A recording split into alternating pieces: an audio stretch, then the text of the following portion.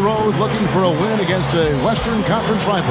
The San Antonio Spurs are ready for this thing to get started. Bringing you another edition of the NBA on 2K Sports. This is Kevin Harlan alongside Steve Kerr and Clark Kellogg with the fourth member of our team, Doris Burke. Look now, State Farm presents the starting lineups. And one of the players we'll be seeing in this one, Kobe Bryant. Yeah, when he gets on a roll, it's pretty much over. He can get into that zone where he's knocking down perimeter shots, using that speed and size and the footwork to get anywhere he wants on the court. And when he gets to his spot, if he's knocking his shot down, forget it. You know, and some guys may get on a roll and then lose focus, but that's not the case with Kobe. I mean, he may miss a few. You might try to call a timeout, but his aggressive mindset is always such that he's going to keep coming at you. And that's how a guy like him can end up with 81 points in a game. Here's Green. There's the three. Gasol with the rebound. You see Daniel Green, a second-round pick in 2009 out of North Carolina. Bounced around a little bit, played abroad, but had such an impressive season for the Spurs a year ago that it looks to me like he's going to be a part of their future. Really a nice fit for the Spurs.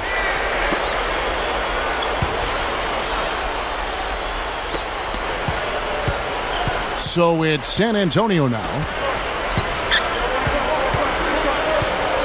Now Parker. And the whistle blows. It's going to be on Steve Nash. Steve Blake. That's foul number 2 for him.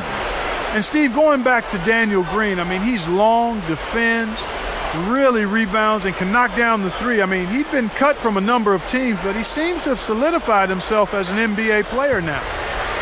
The Lakers making a switch here. Blake's checked in. Now, here's Green. He kicks it to Leonard. Tipped. Green with the ball. Picked up by Kobe, and that one's good. He made that offensive rebound count. Nice job collecting the second chance points. And the official signaled the backcourt violation. Not very careful there.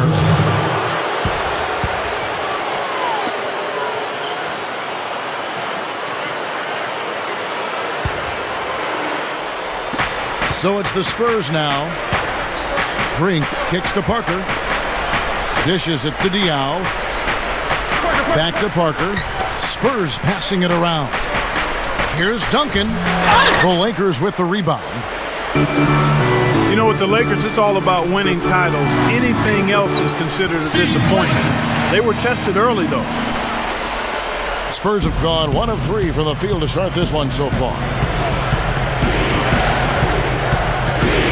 Parker outside. And the call will be against Steve Blake. That is his first foul of the game. Go back to that matchup for the Lakers against Denver. Kobe's illness. He had the stomach flu. Artest out with the suspension. Meta World Peace, you know, had gotten the late regular season suspension with the elbow to the side of the head of James Harden. Steve, they were certainly facing their struggles. Yeah, and those struggles caught up to them in the next round, Kevin, when they lost to the Oklahoma City Thunder, the younger, more talented team winning in that one. So for the Lakers, you know, moving forward, they've got a lot of talent, but it's aging talent. And sooner or later, they're going to have to get younger on that roster. Just 3 to shoot. And it's going to be a 24-second shot clock violation. They turn it over.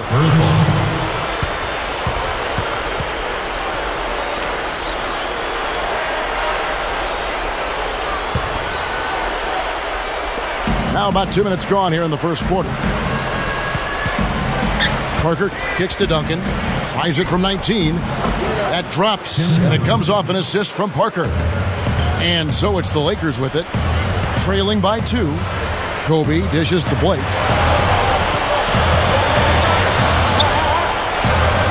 From deep.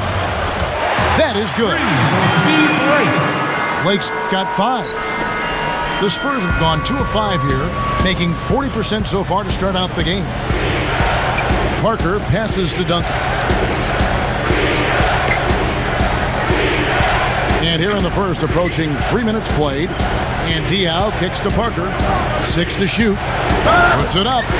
An amazing finish with a hand right in his face. And Spurs coach Greg Popovich, no question, one of the great coaches of all time, and a really interesting guy. I love the way he handles the media. He can be funny at one moment, surly the next. He keeps reporters on their toes. He's got a very sarcastic side to him.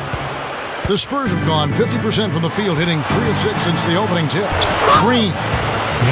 That drops, and it comes off an assist from Parker. Lakers trailed by 3.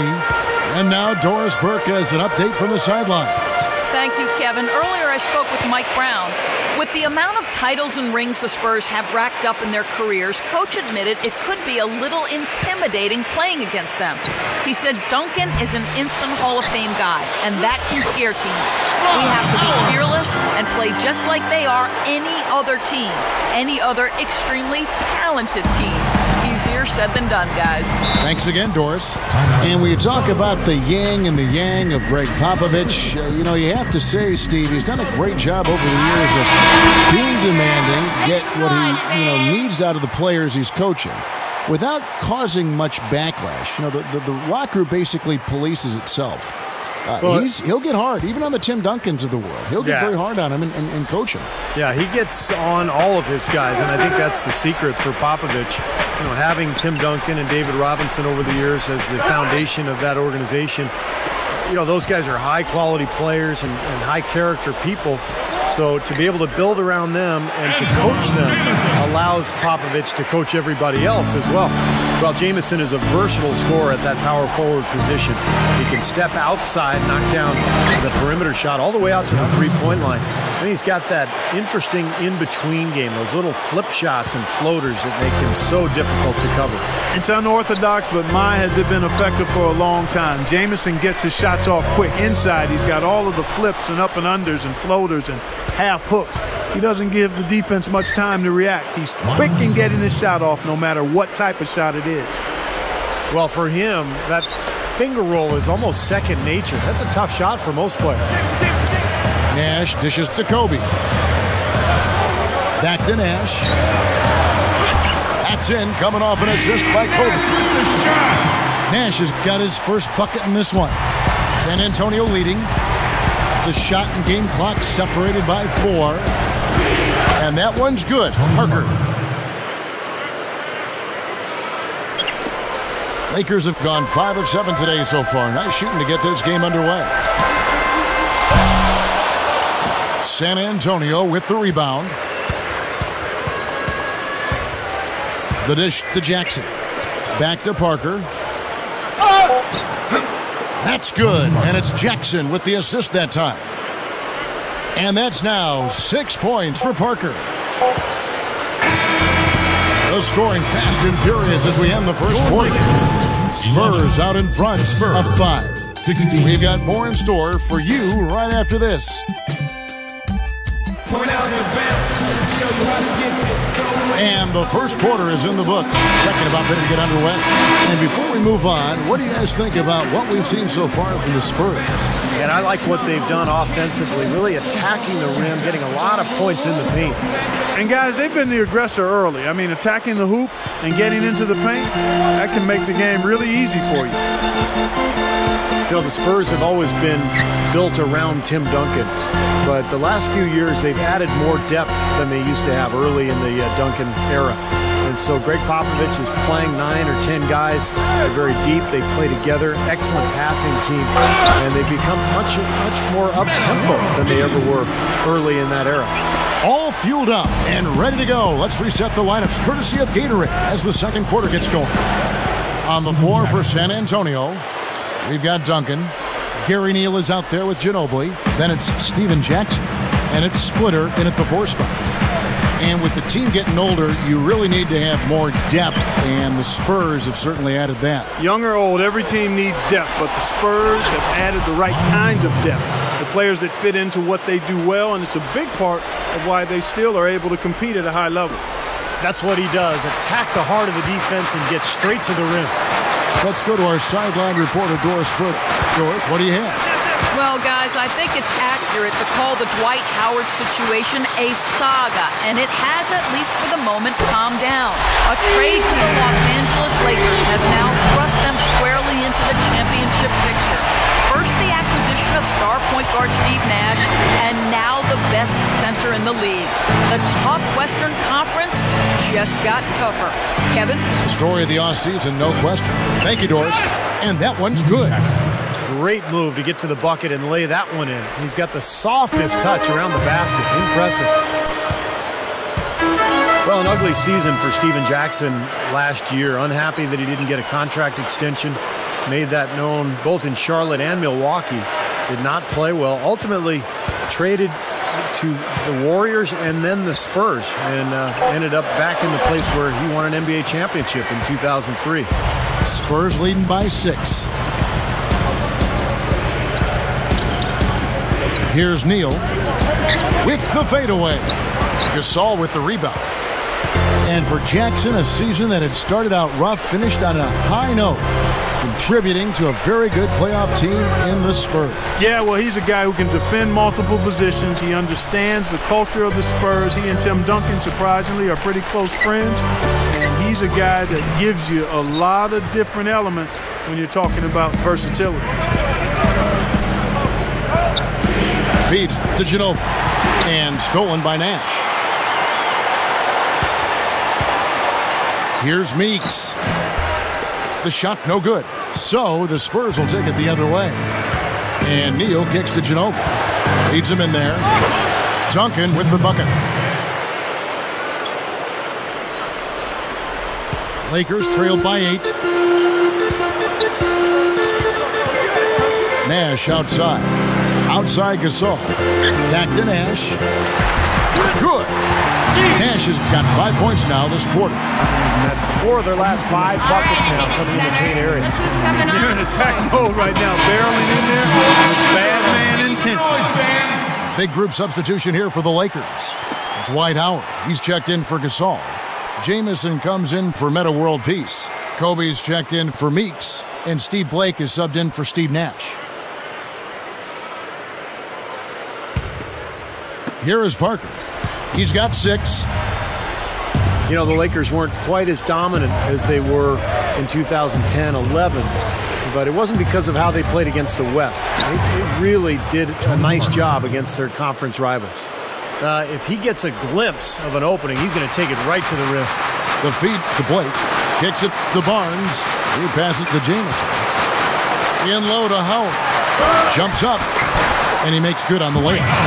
32-16 was their end mark of the season against the West. The Lakers certainly showed they can play with every team that was a contender out there, and they were tough, but it just at the end, it just did not come together.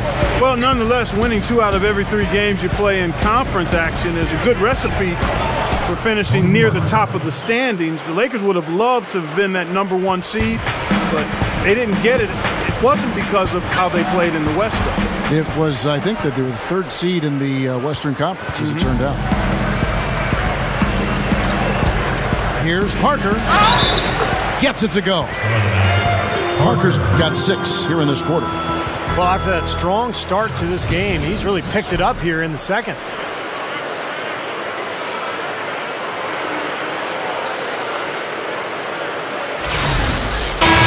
And the Spurs with some changes. World Peace comes in for Matt Barnes. And it's Nash in for Steve Blake. The Spurs shooting their first free throw of the game here. Well, with Parker, he's one of the best finishers in the league, and particularly at that point guard spot, you know, with his speed and his ability to penetrate, he's able to go into the teeth of the defense and either shoot that little floater or get all the way to the rim. Well, he doesn't have to get all the way to the rim. He's got such a variety of shots in the lane area that really make him hard to defend and make him a really clutch player late in games. He gets into the lane and he's got all of the shots that allow him to score in there. Lakers shooting their first free throw of the game.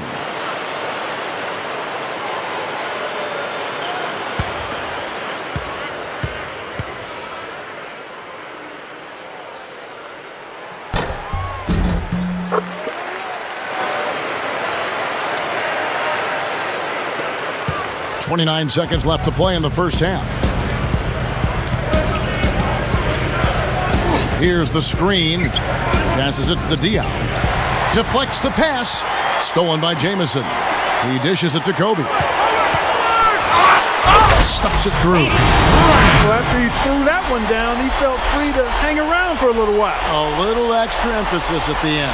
Now, you got to be careful, too, on that. It used to be an automatic technical foul. They'll still call it at times, but they're a little more selective with the call.